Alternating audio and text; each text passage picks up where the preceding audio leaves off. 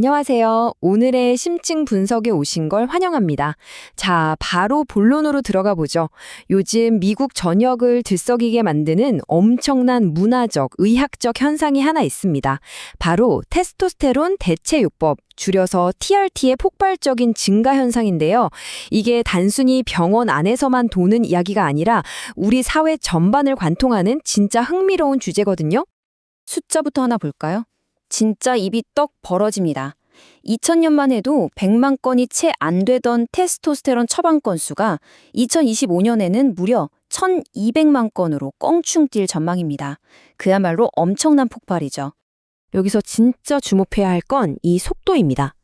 차트를 보시면 팬데믹 이후로 무려 154%나 솟구쳤죠. 집에서 스마트폰으로 뚝딱 처방받는 원격 의료 클리닉들이 폭발적으로 늘어났기 때문인데요. 도대체 무엇이 사람들을 이렇게 끌어당기고 있는 걸까요? 자, 그럼 도대체 왜 이런 현상이 벌어지고 있는지, 테스토스테론 붐부터 100년에 걸친 오명의 역사, 의학적 현실, 인플루언서들의 영향, 그리고 남성성의 정치학까지 오늘 심층 분석을 통해 쭉 한번 파헤쳐 보겠습니다. 첫 번째, 테스토스테론 붐입니다. 도대체 언제부터 이 호르몬이 우리 문화의 중심에 이렇게 훅 들어온 걸까요? 요즘 테스토스테론은 단순한 건강 지표가 아닙니다. 정치적 정체성, 나아가 이른바 남성성, 그 자체와 아주 깊숙이 얽혀 있죠. 보건복지부 장관으로 지명된 로버트 F. 케네디 주니어가 남긴 말을 한번 볼까요? 높은 호르몬 수치를 강력한 리더십과 활력의 상징으로 대놓고 칭찬하고 있습니다. 정치인들이 공공연하게 호르몬 수치를 자랑하는 시대가 온 겁니다. 게다가 정말 중요한 포인트는 이겁니다. 예전에는 구하기도 힘들었던 이 실험실 합성 호르몬이 이제는 바르는 겔, 직접 놓는 주사, 알약, 심지어 피부 패치까지 진짜 다양한 방법으로 너무나 쉽게 구할 수 있게 되었습니다. 노화 방지나 웰빙을 위한 필수 루틴처럼 엄청나게 쏟아지는 마케팅 덕분에 접근성이라는 장벽 자체가 완전히 허물어져 버렸죠. 두 번째, 1세기에 걸친 오명입니다. 지구의학계에서 왜 이렇게 이 호르몬을 두고 논란이 많은지 제대로 이해하려면 이 녀석이 꽤나 스펙터클한 역사를 좀 짚고 넘어가야 하거든요. 타임라인을 보시면 그야말로 파란만장합니다. 19세기 후반 파리에서는 의사들이 동물 고환 추출물을 만병통치약처럼 주사하기도 했고요. 1941년에는 단일 환자 연구 하나 때문에 갑자기 전립선암을 일으키는 무시무시한 발암물질로 낙인 찍혔죠. 그러다 마침내 2023년 대규모 안전성 연구를 통해 심장이나 암 위험에서 벗어나게 되는 진짜 영화 같은 반전의 역사를 겪었습니다. 맞아요. 바로 이 2023년 연구가 게임 체인저였습니다. 5,200명의 남성을 대상으로 한 아주 깐깐한 임상시험에서 주요 위험성 증가가 관찰되지 않은 겁니다. 수십 년간 호르몬을 옥죄던 의학적 오명이 이 한 방으로 싹 거쳤고 처방전의 수문이 말 그대로 활짝 열리게 된 결정적 계기가 됐죠.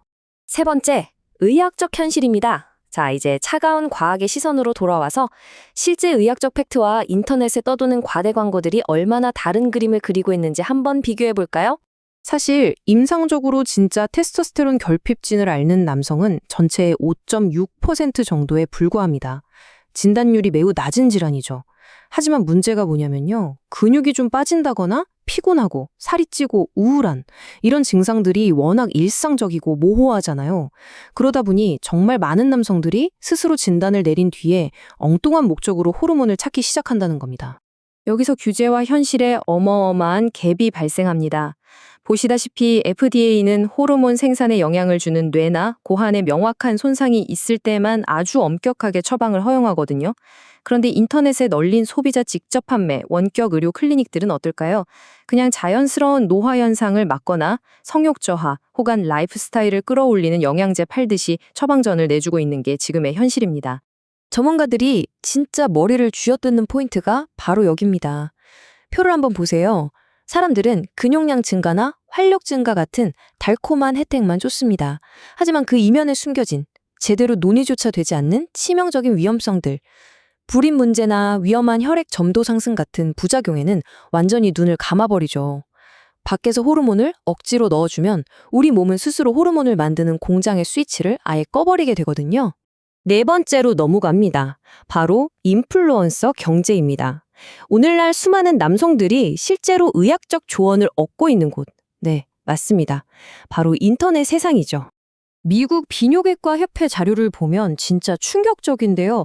현재 TRT를 처방받는 남성 3명 중 1명, 즉 33%는 의학적 진단 기준조차 충족하지 못한 상태입니다. 병이 없는데도 약을 먹고 있다는 소리예요. 대체 이 사람들은 어디서 이런 강한 확신을 얻고 약을 구하는 걸까요?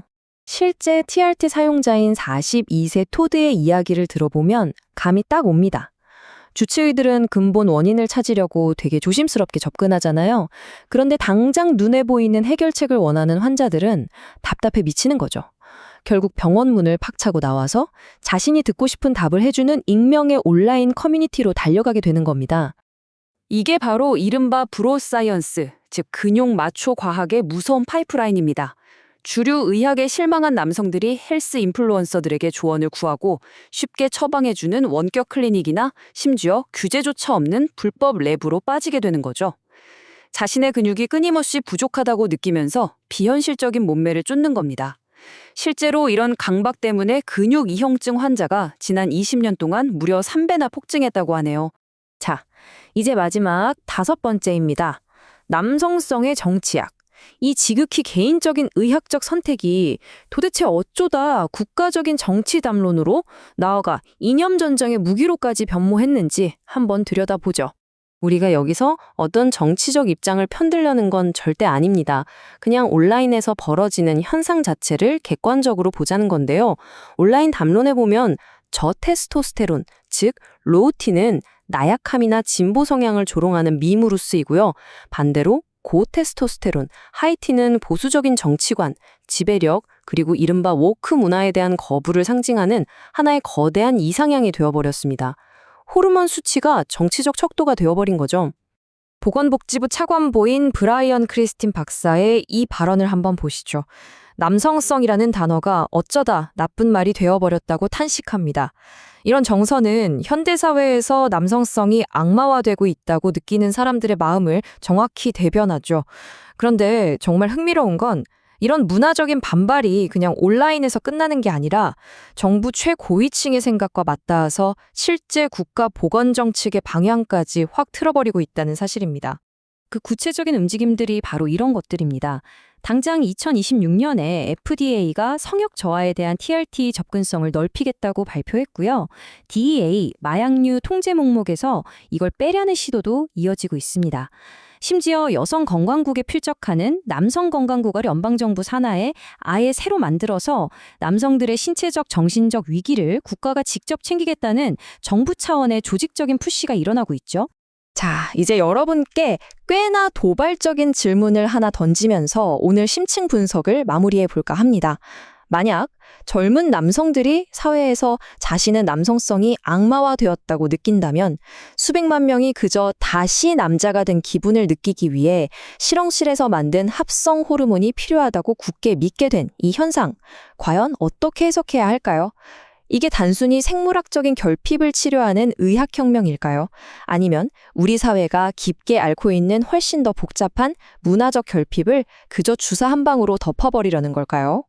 한 번쯤 곰곰이 생각해 보시길 바라며 오늘 준비한 내용은 여기까지입니다. 시청해주셔서 감사합니다.